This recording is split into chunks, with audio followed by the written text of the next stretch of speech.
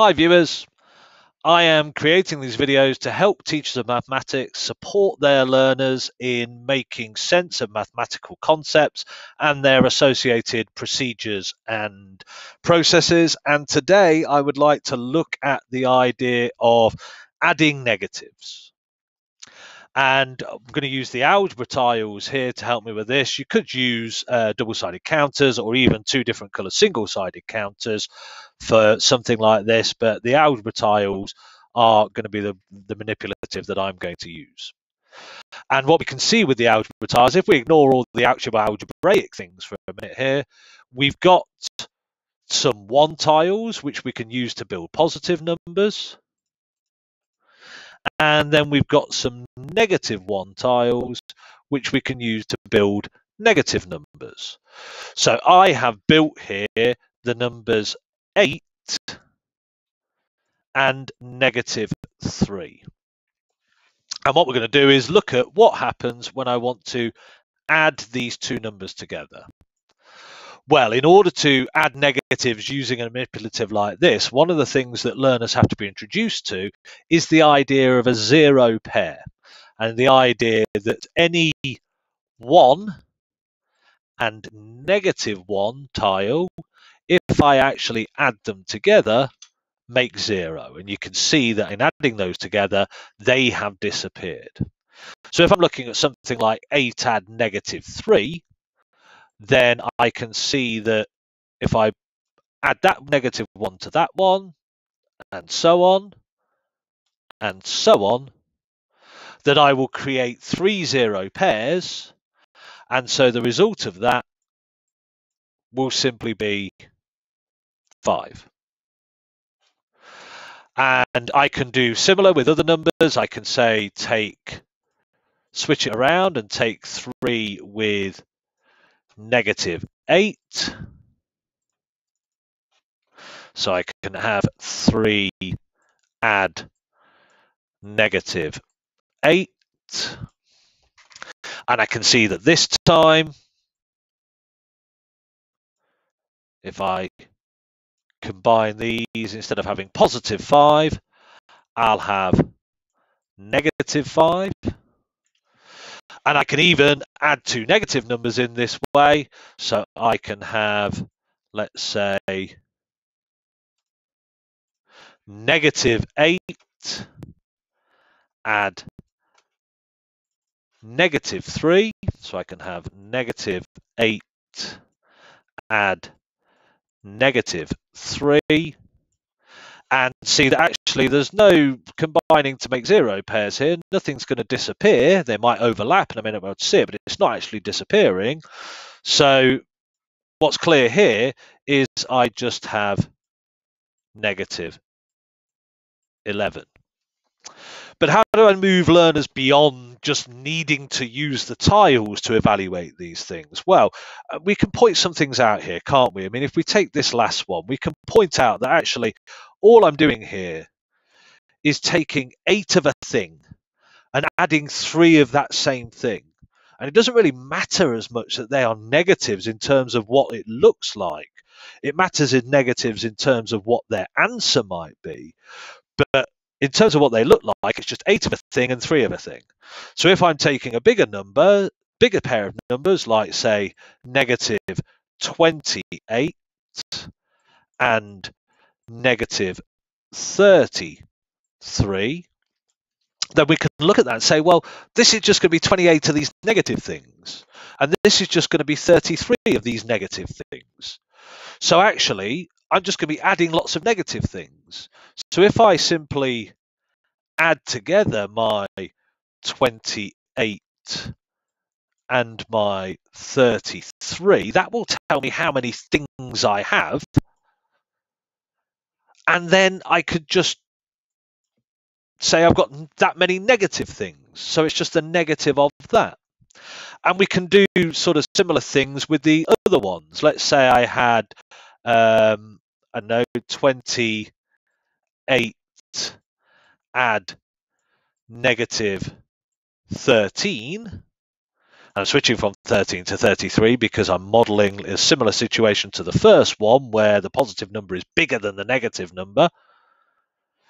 then I can say, well, when I had 8 positives and 3 negatives, I can see that I can make 3 zero pairs, but because because I have more positives than I do negatives, then I'm going to have some positives left over. So the number of negatives I have is just going to remove a certain number of these positives, and that's going to leave me some positives.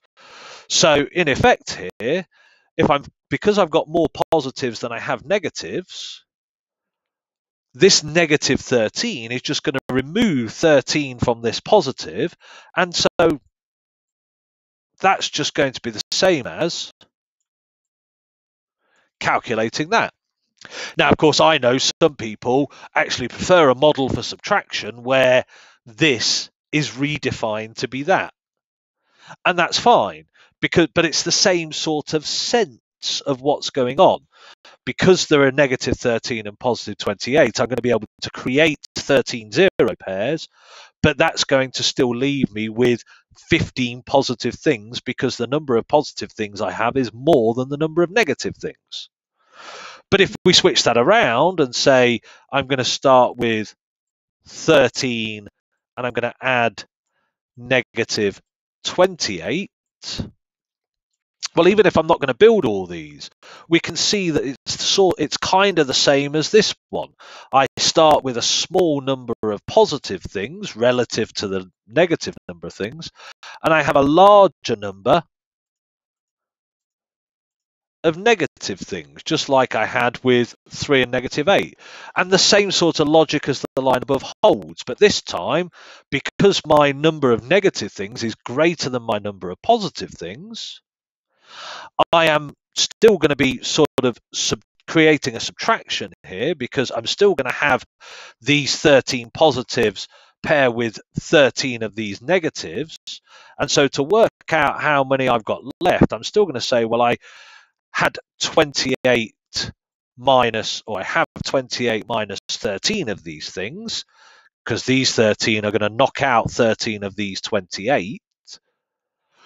But then, because I have more negatives than I have positives, the result of that is going to be negative.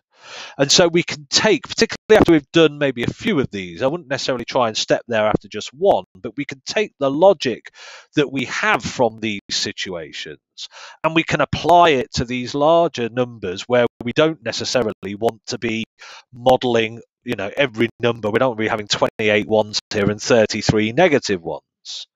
Okay. And of course, I might even sort of mix things up and have something like this in negative 3 add 8. But of course, our learners should be immediately seeing, particularly if they've already studied the idea of commutativity of addition, that this is exactly the same as that calculation. So actually, I don't need to consider that case where it's a negative add a positive separately.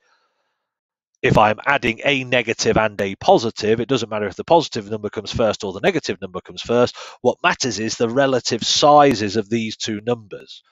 Which one is further away from 0? Is the positive number further away from 0? In which case, I'm going to end up with a positive result because I don't have enough negatives to knock out all of the positives in 0 pair. Or is my negative number further from 0 than my positive number? Because if it is, then some of my negatives are going to knock out all of my positives, and I'm going to be left with a number of negatives that is this, however many negatives I had, less than my number of positives, which sounds convoluted, but when you see it with those examples, hopefully it makes sense. So that is how we might model addition of positives and negatives, or two negative numbers, using manipulatives. As always, I'd like to say thank you to mathspot.com and its creator, Jonathan Hall, for providing such a wonderful website which has so many materials for teachers of mathematics, not just the virtual manipulatives, which are brilliant, but not just those. There's all sorts of things on that website. So if you've never been onto mathspot.com before, then I thoroughly recommend you have a look at that and check out all of the great free things that are on offer there to support teachers of maths. And if you are interested in developing further with your use of manipulatives, then I would suggest you check out my website, visiblemaths.co.uk, where amongst other things on there, you will see a link to my book, Visible Maths. And there's a link there to the publisher, Crown House Publishing, where you can view some sample pages. And if you like what you see, place an order. I'll be creating these videos throughout lockdown and potentially even beyond. So if you have a particular video or a particular mathematical concept that you think I'd like to see that explored with manipulatives, please do get in touch and I will do my best to provide one for you. Thank you very much for your kind attention.